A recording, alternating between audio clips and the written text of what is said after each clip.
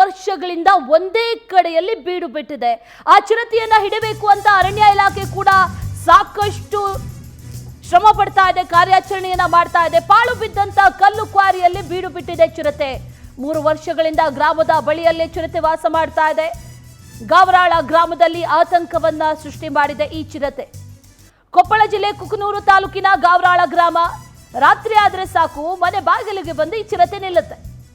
ಗ್ರಾಮದಲ್ಲಿ ಒಂದು ರೀತಿಯಲ್ಲಿ ಜನ ಬಹಳ ಭಯಭೀತರಾಗಿ ಬದುಕ್ತಾ ಇದ್ದಾರೆ.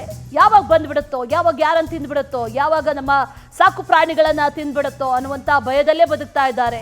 ರೈತರು ಜಮೀನಿಗೆ ಆತಂಕದಲ್ಲೇ ತೆರಳುವಂಥ ಪರಿಸ್ಥಿತಿ ಕೂಡ ನಿರ್ಮಾಣ ಆಗಿದೆ. ಚಿರತೆ ಸೆರೆ ಹಿಡಿಬೇಕು ಅಂತ ಅರಣ್ಯ ಇಲಾಖೆ ಕಾರ್ಯಾಚರಣೆಯನ್ನ ಕೂಡ ನಡೆಸ್ತಾ ಇದೆ. ಈಗಾಗಲೇ ಬೋನನ್ನ ಕೂಡ ಅಳವಡಿಸಿದೆ ಅರಣ್ಯ ಇಲಾಖೆ. ಆ ಚಿರತೆಯ ಹೆಜ್ಜೆ ಗುರುತು ಕೂಡ ಪತ್ತೆ ಆಗಿರೋದನ್ನ ಗಮನಿಸ್ತಾ ಇದ್ದೀವಿ ದೃಶ್ಯಾವಳಿಗಳಲ್ಲಿ. ಪಾಳು ಬಿದ್ದಿರುವಂಥ ಕಲ್ಲು ಕ್ವಾರಿಯಲ್ಲಿ ಸುಮಾರು 3 ವರ್ಷಗಳಿಂದ ಕೂಡ ಅಲ್ಲೇ ಇದೆ. ಆದರೆ ಬೋನ್ ಇಟ್ಟರು, ಕಾರ್ಯಾಚರಣೆ ನಡೆಸಿದ್ರು, ಏನೇ ಮಾಡಿದ್ರು ಕೂಡ ಚಿರತೆ ಮಾತ್ರ ಸಿಗ್ತಾ ಇಲ್ಲ. ಹಾಗಾಗಿ ಗ್ರಾಮಸ್ಥರು ಕೂಡ ಭಯಭೀತರಾಗಿದ್ದಾರೆ. ಓಡಾಡೋದಕ್ಕೂ ಕೂಡ ಒಂದು ರೀತಿಯಲ್ಲಿ ಹೆದರ್ಕೊಳ್ಳುವಂಥ ಪರಿಸ್ಥಿತಿ ಯಾವಾಗ ಬರುತ್ತೋ, ಯಾಕಂದರೆ ರಾತ್ರಿ ಆದರೆ ಸಾಕು ಮನೆ ಬಾಗಿಲಿಗೆ ಬಂದು ನಿಂತು ಬಿಡುತ್ತಂತೆ. ಹಾಗಾಗಿ ಆದಷ್ಟು ಬೇಗ ಚಿರತೆಯನ್ನು ಸೆರೆದು ಹಿಡೀರಿ ಅನ್ನುವಂಥ ಆಗ್ರಹವನ್ನು ಅಲ್ಲಿನ ಗ್ರಾಮಸ್ಥರು ಮಾಡ್ತಾ ಇದ್ದಾರೆ.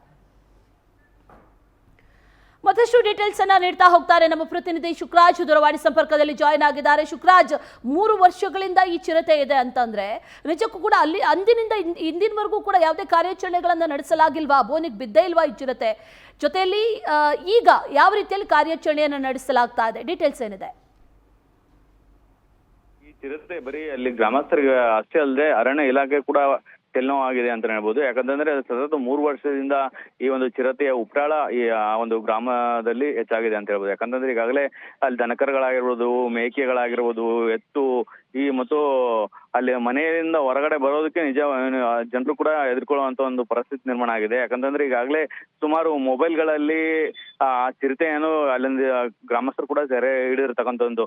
ಈ ಒಂದು ಚಿರತೆ ರಾತ್ರಿ ಸಮಯದಲ್ಲಿ ಮನೆ ಹತ್ರ ಕೂಡ ಬಂದು ಹೋಗಿರ್ತಕ್ಕಂಥದ್ದು, ಮನೆ ಮುಂದಿರ್ತಕ್ಕಂಥ ನಾಯಿಯನ್ನು ಕೂಡ ತಿಂದು ಹಾಕಿರ್ತಕ್ಕಂಥ ಒಂದು ಎಲ್ಲಾ ಘಟನೆಗಳು ಕೂಡ ನಡೆದಿವೆ.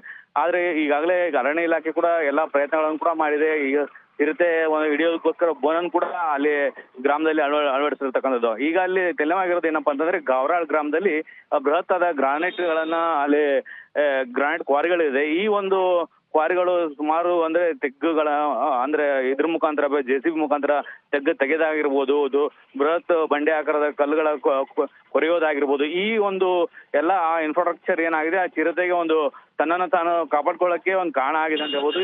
ಈಗಾಗಲೇ ಅರಣ್ಯ ಇಲಾಖೆಯವರು ಕೂಡ ಸತತ ಪ್ರಯತ್ನ ಪಡ್ತಾ ಇದ್ದಾರೆ. ಆದ್ರೂ ಕೂಡ ಈ ಒಂದು ಚಿರತೆ ಇನ್ನೂ ಕೂಡ ಆ ಒಂದು ಬೋನಿಗೆ ಬಿದ್ದಿಲ್ಲ.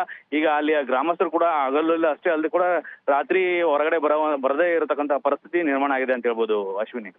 Okay Shukraj, thank you ಡೀಟೇಲ್ಸ್ಗೆ.